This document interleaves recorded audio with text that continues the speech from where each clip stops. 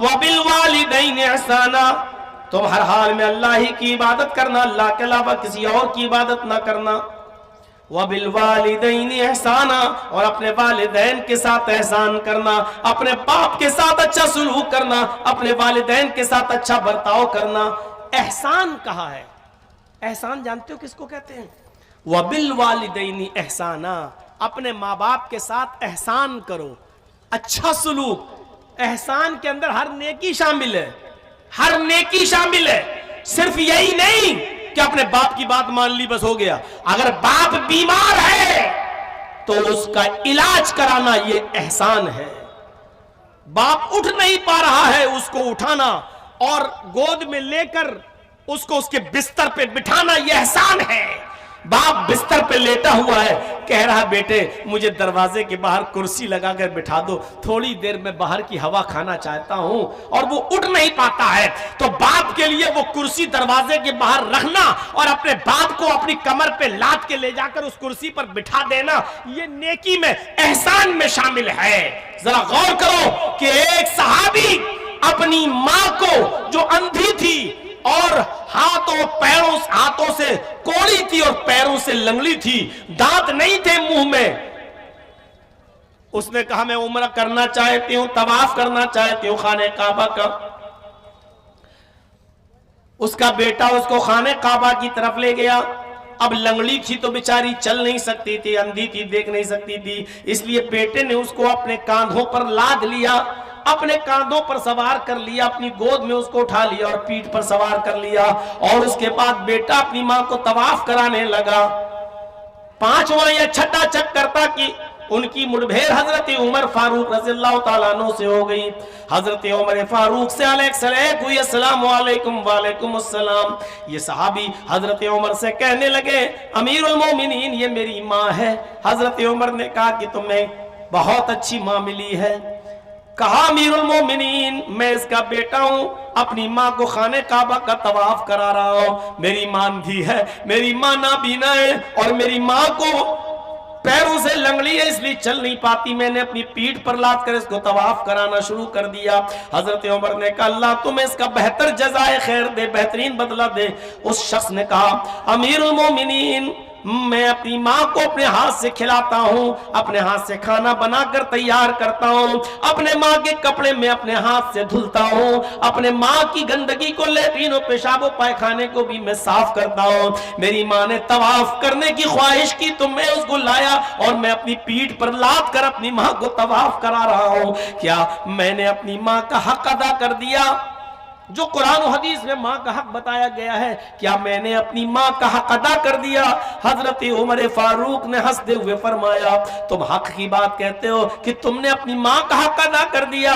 ارے سنو، جب تمہاری ماں تمہیں پیدا کر رہی تھی، جب تمہیں جن رہی تھی، جب تم اس کے پیٹ سے باہر آ رہے تھے، جب تمہاری ماں تمہیں پیدا کر رہی تھی اور درد کی وجہ سے جب وہ کراہ رہی تھی، درد کی وجہ سے جب وہ رو رہی تھی اور اس کی آواز آہ کر کے نکل رہی تھی، جب تم اپنے ماں کے بدن سے باہر آ رہے تھے اور وہ درد سے کراہ رہی تھی، چیخ رہی تھی، وہ چلا رہی تھی، اس کے منہ سے جو آہ نکلی تھی، پہلی آہ، پہلی چیخ جو اس کے منہ سے نکلی، ابھی تو نے اس پہلی آہ کا بھی حق ادا نہیں کیا. تو اپنی ماں کی پوری زندگی کا حق ادا کیا کرے گا؟ تو نے تو ابھی اپنی ماں کی پہلی آہ کا بھی حق ادا نہیں کیا. پیشاب پائخانہ صاف کرنے والا لڑکا، اپنے ہاتھ سے کھانا بنا کر ماں کو کھلانے والا لڑکا، اپنی پیٹھ پر لاد کر خانہ کعبہ کا طواف کرانے والا بیٹا، اور اس حال میں حضرت عمر کہہ رہے ہیں کہ جب وہ تجھے پیدا کر رہی تھی اور درد کی وجہ سے چیخ رہی تھی ابھی تو نے اس کی پہلی آہ کا بھی حق ادا نہیں کیا. نوجوانوں ذرا سوچو ماں اور باپ کا درجہ کتنا بڑا ہے، اس کا مقام کتنا بڑا ہے. ہم اسلام میں پورے کے پورے داخل ہیں. کیا ہم اپنے ماں باپ کی ایسی خدمت کرتے ہیں؟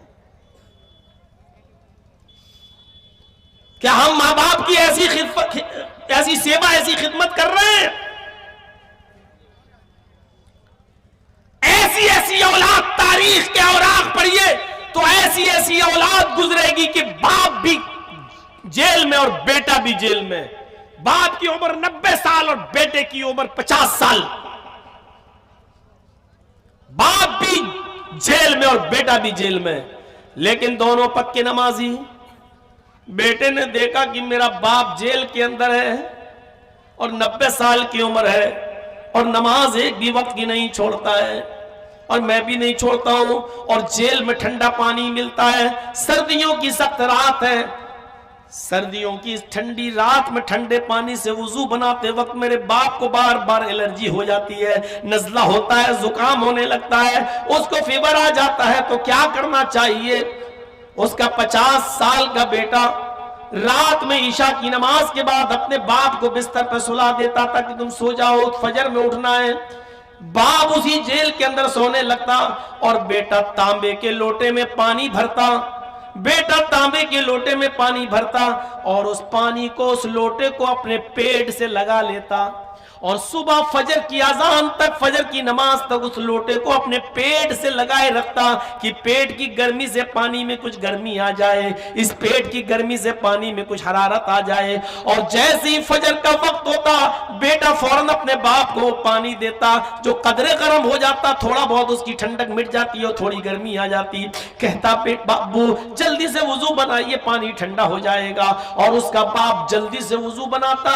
میرے پیارے ساتھیوں، یہ واقعہ کئی چیزوں کی طرف اشارہ کر رہا ہے۔ پہلا اشارہ تو یہ کرتا ہے کہ 90 سال کے باوجود باپ فجر تک کی نماز قضا نہیں کر رہا ہے، جیل کی سلاخوں میں ہونے کے باوجود باپ نماز کا عادی ہے، اور بیٹا پوری رات لوٹے کو اپنے پیٹ سے لگا کر پانی کو گرم کر رہا ہے کہ پیٹ کی گرمی سے پانی کچھ گرم ہو جائے۔ یہ باپ کی خدمت کا ایک انوکھا واقعہ ہے۔ میرے بھائیوں، ذرا اندازہ لگاؤ کہ ایسی اولادیں آج کہاں ملیں گی، ایسی بچے آج کہاں ہیں جو اپنے ماں باپ کی ایسی خدمت کرنے والے ہوں، جو اپنے ماں باپ کی ایسی سیوا کرنے والے ہوں۔ فرمایا وَلَا تَعُقَّنَّ وَالِدَيْكَ وَإِنَّمَا رَاكَ أَن تَخْرُجَ مِنْ أَهْلِكَ وَمَالِكَ، اپنے ماں باپ کی کبھی بھی نافرمانی مت کرنا، اگرچہ وہ تم دونوں کو، اگرچہ وہ دونوں تمہیں تمہارے بیوی بچوں سے دور ہونے کا حکم دے دیں اور مال و دولت کو چھوڑ دینے کا آرڈر دے دیں، اس کے باوجود تم اپنے ماں اور باپ کا دل مت دکھانا اور ان کی خدمت کرتے رہنا، ان کی نافرمانی کبھی مت کرنا۔ دو چیزیں ہو گئیں۔ تیسری چیز پر آئیے نوجوانوں، تیسری چیز، پہلی چیز شرک مت کرنا، چاہے جلا دیے جاؤ یا قتل کر دیے جاؤ، پہلی چیز۔ دوسری چیز اپنے ماں باپ کی کبھی نافرمانی مت کرنا، اور تیسری چیز کی طرف اشارہ کر رہے ہیں اللہ کے نبی معاذ وَلَا تَتْرُكَنَّ صَلَاةً مَكْتُوبَةً مُتَعَمِّدًا، اے معاذ فرض نماز کبھی بھی کسی بھی حال میں مت چھوڑنا۔ فرض نماز، تاکید دیکھیے، تاکید پر تاکید، لا تترکن صلاۃ مکتوبۃ متعمدا، ہرگز ہرگز کبھی بھی کسی بھی حال میں تم فرض نماز مت چھوڑنا، صلاۃ مکتوبۃ فرض نماز، متعمدا قصدا جان بوجھ کر، عمدن جان بوجھ کر کبھی بھی فرض نماز قصدا مت چھوڑنا۔ ہاسپٹل جانا ہے، باپ بیمار ہے، جلدی سے لے کے جا رہے ہیں، اذان ہو رہی ہے، جلدی سے وضو بنائیے۔ مسجد میں آپ جائیں گے، 15 منٹ کے بعد جماعت ہوگی، 15 باپ حالت سیریس ہے، جلدی سے وضو بنائیے، فرض 4 رکعت پڑھیے ظہر کی، اور فوراً ایمبولینس میں بیٹھی اور باپ کو لے کے جائیے، سنت چھوڑ دیجئے، جائیے۔ یہ ہے فرض نماز جو کبھی بھی کسی بھی حال میں تمہیں نہیں چھوڑنا ہے۔ باپ بیمار، بیٹا بیمار، لیکن آپ مسجد میں جائیں گے دیر لگے گی، پھر 15 منٹ جماعت کا انتظار کریں گے۔